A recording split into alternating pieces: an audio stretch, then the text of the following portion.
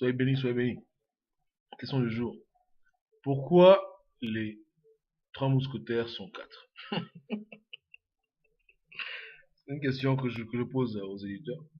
Et j'ai pas la réponse, hein, mais ça m'a toujours intrigué quand je me dis, attends, pourquoi on parle de trois mousquetaires alors qu'ils sont quatre?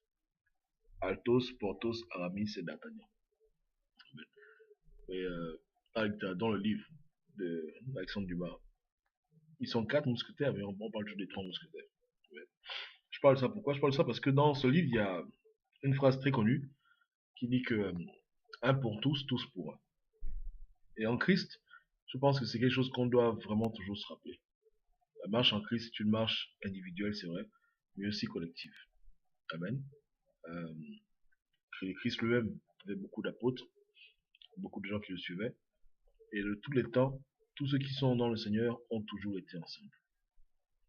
Élisée avait Élie, Samuel a eu David, et même Saul, entre-temps.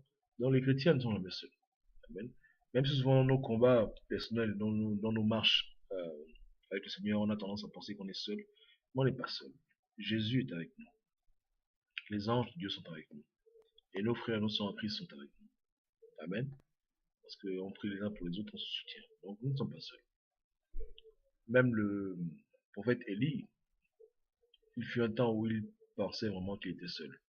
Seul à lutter contre Jézabel et Ahab, contre tous ces faux prophètes. Mais Dieu le lui a dit, hein.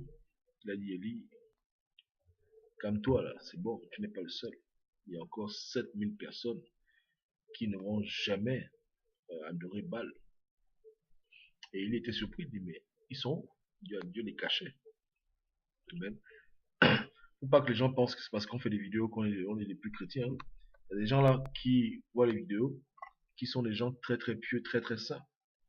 Des enfants de Dieu, vraiment que personne ne peut même imaginer. Et que Dieu seul connaît. Amen. Et qui sont là, qui veillent pour le Seigneur et qui offrent pour Dieu en silence, qui offrent pour Dieu sans se faire connaître dans les coulisses, qui font vraiment une œuvre magnifique. Et à la fin des temps, on sera surpris lorsqu'on verra les enfants de Dieu s'asseoir près de leur Père. Et lorsqu'on verra qu'ils ont accompli telle ou telle chose pour le Christ, on dira, waouh, mais c'est quand qu'ils ont fait ça? Donc, il y aura toujours des enfants de Dieu, il y en aura toujours.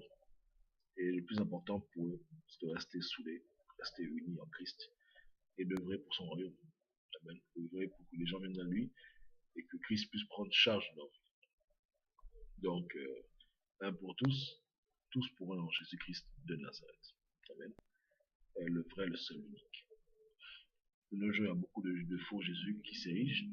Et je ne parle pas de conception de Jésus, je parle de Jésus qui veulent falsifier sa date de naissance, qui veulent falsifier son identité, qui veulent falsifier son lieu de naissance, etc., etc., etc.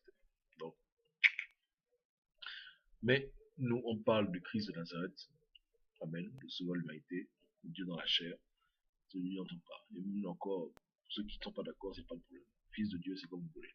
Mais on parle d'un personne. Amen. Dans sa fiche identitaire, on ne parle pas de sa couleur de peau ou son accent, etc.